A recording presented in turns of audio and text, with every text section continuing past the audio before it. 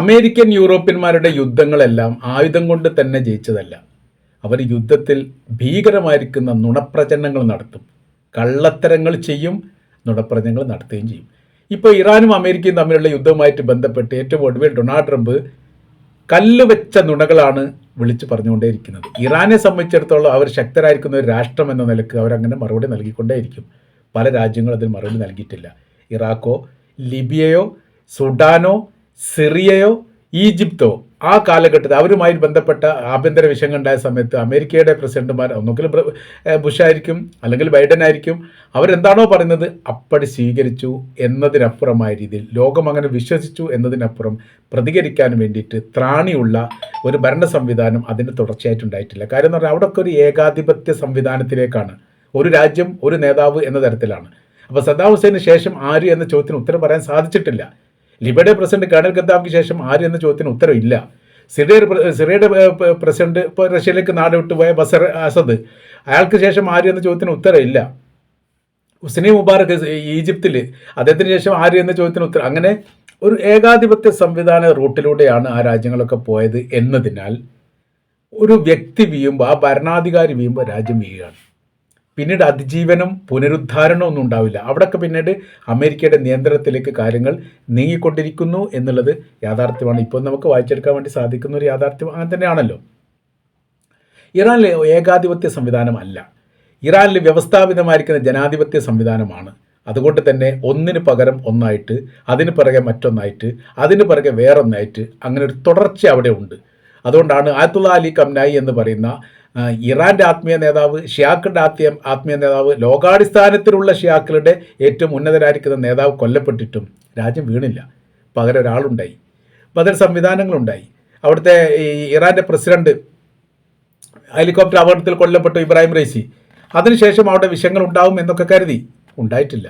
പകരം പ്രസിഡന്റ് വന്നു, ജനാധിപത്യപരമായി തെരഞ്ഞെടുപ്പ് വന്നു. തെരഞ്ഞെടുപ്പിൽ ഇപ്പോഴത്തെ പ്രസിഡന്റ് മസൂദ് പെഷഷ്കിയാൻ തെരഞ്ഞെടുക്കപ്പെട്ടു, നമുക്കതറിയാവുന്നതാണ്. സൈനിക കമാൻഡർക്ക് പ്രശ്നം ഉണ്ടായാൽ തൊട്ടടുത്ത ആൾ പിന്നെ വരുന്നു. അപ്പോൾ ജനാധിപത്യ പ്രക്രിയയിലൂടെയാണ് പോകുന്നത് എന്നതിനാൽ അമേരിക്ക പറയുന്ന പൊള്ളത്തരവും കള്ളത്തരവും അപ്പം തന്നെ പൊളിച്ചെടുക്കാൻ വേണ്ടി അവർക്ക് സാധിച്ചിട്ടുണ്ട്.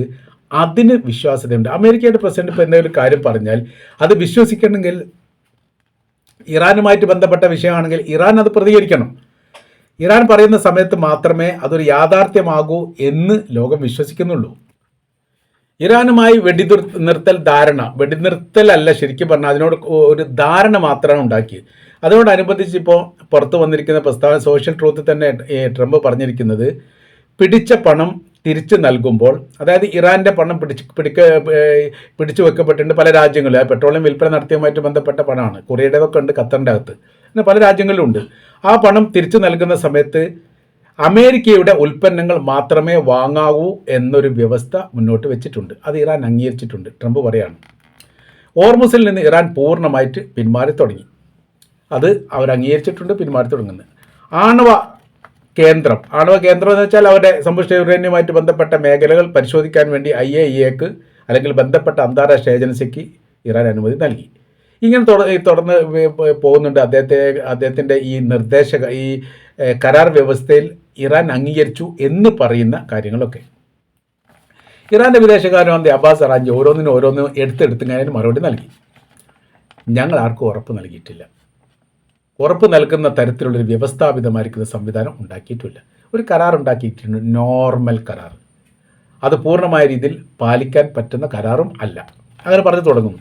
ഇറാൻ്റെ ആണവ കേന്ദ്രങ്ങൾ മറ്റാർക്കും പരിശോധിക്കാൻ വേണ്ടി അനുമതി നൽകുന്നതുമായി ബന്ധപ്പെട്ട കാര്യത്തെക്കുറിച്ച് ഒരു തീരുമാനം ഞങ്ങൾ എടുത്തിട്ടില്ല. മാത്രമല്ല, ഇതിനു മുൻപ് ഇറാൻ്റെ പാർലമെൻറ്റ് അത്തരം നിലപാടുകളെ എതിർത്തുകൊണ്ട് പ്രമേയം പാസ്സാക്കിയിട്ടുണ്ട്. മറ്റുള്ള അന്താരാഷ്ട്ര ഏജൻസി തങ്ങളുടെ രാജ്യത്ത് പ്രവേശിച്ചുകൊണ്ട് രാജ്യത്തിൻ്റെ ആഭ്യന്തരമായിരിക്കുന്ന ആണവോർജ്ജവുമായിട്ട് ബന്ധപ്പെട്ട അല്ലെങ്കിൽ സമ്പുഷ്ട യുറേനിയവുമായിട്ട് ബന്ധപ്പെട്ട കാര്യത്തെക്കുറിച്ച് പരിശോധന നടത്താൻ വേണ്ടി അനുമതി നൽകുന്നതിനെതിരെ പ്രമേയം പാസ്സാക്കിയിട്ടുണ്ട്.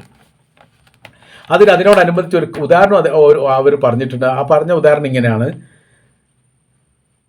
അമേരിക്കയും ഇസ്രായേലും സംയുക്തമായ രീതിയിൽ ഇറാൻ്റെ ആണവ മേഖല ആക്രമിച്ചപ്പോൾ മൗനം പാലിച്ചുകൊണ്ട് നോക്കി നിന്നവരാണ് IAEA എന്ന് പറയുന്ന international atomic energy agency team.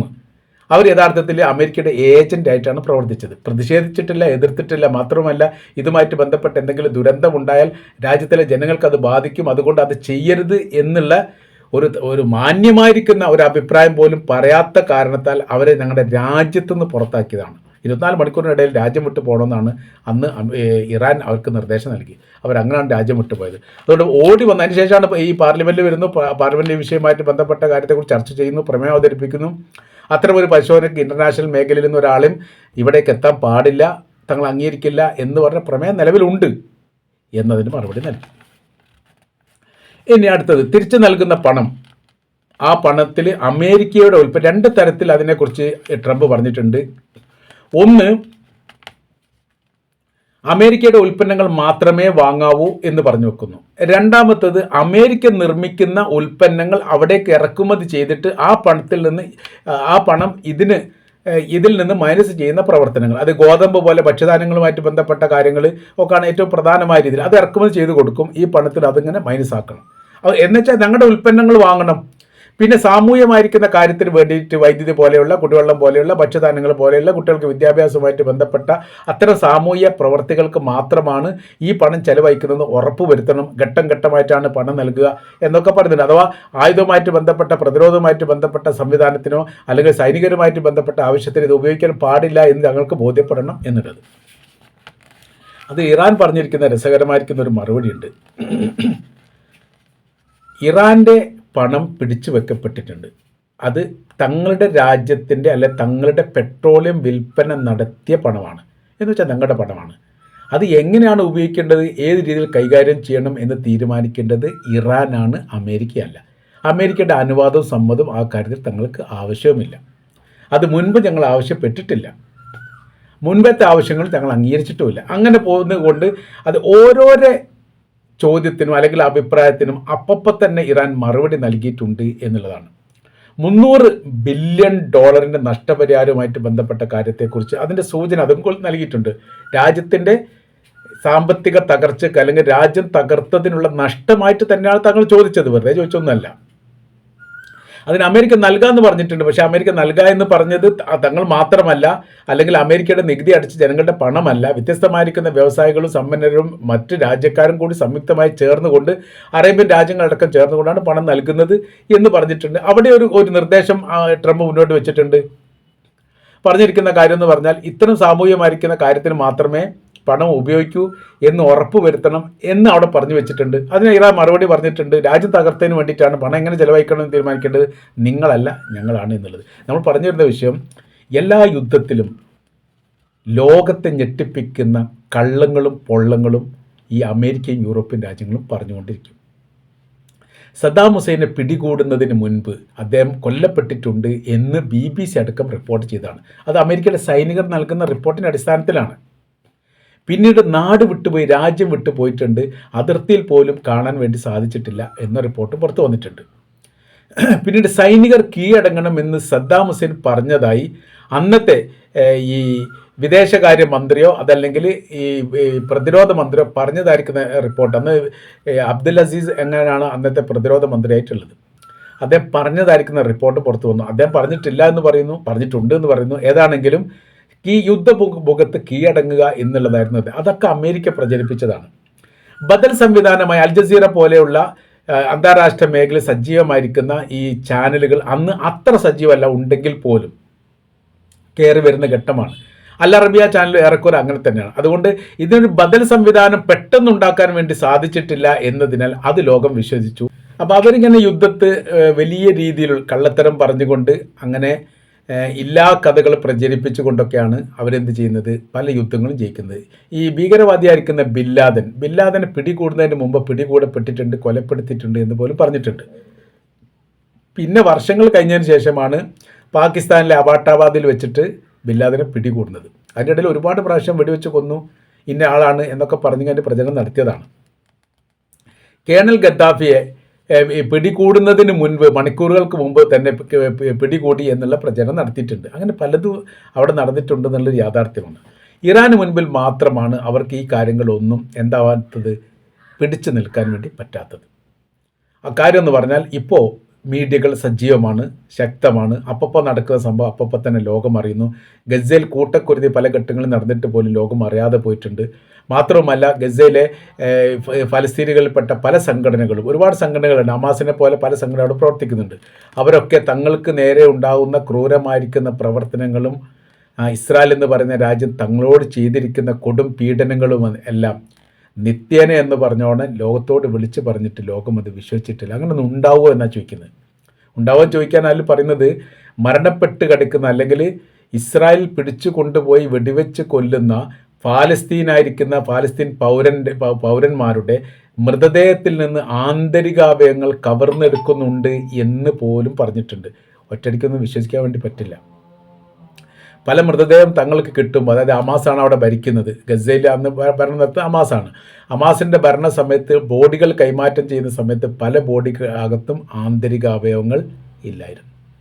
ഈ തരത്തിലുള്ള ഈ നിലപാടുകൾ അല്ലെങ്കിൽ സമീപനങ്ങളാണ് ഇസ്രായേലിൻ്റെ ഭാഗത്തുണ്ട്. ഇത് ലോകത്തോട് പറഞ്ഞതാണ്. ലോകം അത് വിശ്വസിച്ചിട്ടില്ല, അങ്ങനെ ഉണ്ടാവില്ലെന്ന് പറഞ്ഞു. അത് യാഥാർത്ഥ്യമാണെന്ന് തെളിയിക്കാൻ വേണ്ടിയിട്ടുള്ള അത്ര മീഡിയ സജീവമല്ലാത്ത ഒരു കാലമായിരുന്നു. 2023 ഒക്ടോബർ 7 ഒരു ആക്രമണം ഹമാസിൻ്റെ ഭാഗത്ത് നിന്ന് ഇസ്രായേൽ നേരെ ഉണ്ടായപ്പോൾ അത് ലോകത്തെ ഞെട്ടിപ്പിച്ച സംഭവമാണ്. എല്ലാവിധ രഹസ്യാന്വേഷണ സംവിധാന കാര്യങ്ങളുള്ള ഇസ്രായേലിനെ സംബന്ധിച്ചിടത്തോളം അവർ അത്ഭുതപ്പെട്ടു പോയിട്ടുണ്ട്, അവർ ഞെട്ടിപ്പോയിട്ടുണ്ട്, തരിച്ചു പോയിട്ടുണ്ട്. ആ തരിപ്പ് ഇപ്പോഴും മാറിയിട്ടില്ല. ചുരുക്കി പറഞ്ഞാൽ അതിർത്തി കടന്നുകൊണ്ട് അവർ പല രീതിയിലുള്ള ഹെലികോപ്റ്റർ പോലെയുള്ള ചെറിയ സംവിധാനങ്ങളൊക്കെ ഉണ്ടാക്കിയിട്ട് അവരെന്ത് ചെയ്തു, ആ മേഖലയ്ക്ക് ഇടിച്ച് കയറി ഒരുപാട് ആൾക്കാരെ കൊലപ്പെടുത്തി. നമുക്കറിയാവുന്നതാണ്. 250 ആളുകളെ ബന്ദികളാക്കി കൊണ്ടുപോയി. ഇതൊക്കെ വളരെ പെട്ടെന്ന് അവർക്ക് സാധിച്ചു. 24 മണിക്കൂർ നിരീക്ഷണ സംവിധാന കാര്യങ്ങൾ ക്യാമറയും വെച്ചുകൊണ്ട് ഉറങ്ങാതെ കുത്തിരിക്കലുണ്ട് ഗസക്ക് അതിർത്തിയിൽ ഇസ്രായേൽ. പക്ഷെ നടത്തില്ല. വലിയ രീതിയിൽ ലോകത്തെ മുഴുവനും ഈ ഏറ്റവും വലിയ രഹസ്യാന്വേഷണ ഏജൻസി ആയിരിക്കുന്ന മൊസാദ് ഇസ്രായേലിൻ്റെതാണ്. അവർക്കും ഒന്നും കണ്ടെത്താൻ വേണ്ടി സാധിച്ചില്ല. ആ തരത്തിലാണ് കാര്യങ്ങളൊക്കെ പോയത്. പക്ഷെ അവിടുന്ന് അങ്ങോട്ടുള്ള ഒരു വിഷയം UN സെക്രട്ടറി ജനറൽ ആൻ്റണിയോ ഗുട്ടറസ് പറഞ്ഞത് വളരെ കൃത്യമാണ്. ഇന്നലെ ഉണ്ടായിരിക്കുന്ന ഒരു അക്രമത്തിൻ്റെ ഭാഗമായിട്ട് അതിനെ വ്യാഖ്യാനിക്കാൻ പറ്റില്ല. അതായത് ഹമാസ് ഇസ്രായേലിനെ ആക്രമിച്ചത് ശൂന്യതയിൽ നിന്ന് ഉണ്ടായതല്ല. അതിന് ചരിത്രപരമായിരിക്കുന്ന ഒരു ബാക്ക്ഗ്രൗണ്ട് നിങ്ങൾ അതും കൂടി അന്വേഷിക്കണം. നിങ്ങളുടെ സ്വാതന്ത്ര്യത്തിന് ശേഷം എന്തൊക്കെ സംഭവങ്ങളാണ് അല്ലെങ്കിൽ എന്തൊക്കെ വിഷയങ്ങളാണ് നിങ്ങൾ കാട്ടിക്കൂട്ടിയത് എന്നുള്ളത് പഠിക്കുമ്പോൾ ഇതിൻ്റെ ഒരു യാഥാർത്ഥ്യത നിങ്ങൾക്ക് മനസ്സിലാകുമെന്ന് പറയുന്നത് ആരാ? ആൻ്റണിയോ ഗുട്ടറസ് ആണ്. ഹമാസ് എന്ന് പറഞ്ഞാൽ ഭീകര സംഘടനയായിട്ട് ഇസ്രായേലും അമേരിക്കയും വിധി എഴുതിയതാണ്. അങ്ങനെയാണ് അവരെ കാണുന്നത്. അപ്പോൾ ആ ഒരു സംഘടനയെ പോലും ന്യായീകരിച്ചുകൊണ്ട് UN സെക്രട്ടറി ജനറൽ പറയണമെങ്കിൽ അതിന് അതിൻ്റേതായിരിക്കുന്ന കാര്യകാരണങ്ങൾ ഉണ്ട് എന്നാണ് രാഷ്ട്രീയ നിരീക്ഷകരുടെ വീക്ഷണം. അപ്പോൾ പറഞ്ഞു വരുന്ന കാര്യങ്ങൾ ഇങ്ങനെയാണ്. കള്ളത്തരങ്ങളും പൊള്ളത്തരങ്ങളും പ്രചരിപ്പിക്കുക, അതിലൂടെ യുദ്ധത്തിൽ നേട്ടമുണ്ടാക്കുക, തങ്ങൾ പറയുന്ന കാര്യങ്ങൾ മാത്രമാണ് ശരിയെന്ന് പ്രചരിപ്പിച്ചുകൊണ്ട് അതിൻ്റെ യാഥാർത്ഥ്യത മറച്ചു വെക്കുന്ന ഒരു പ്രവർത്തനങ്ങളുണ്ട്. ഇറാൻ്റെ മുമ്പിൽ അത് പരാജയപ്പെട്ടിരിക്കുന്നു.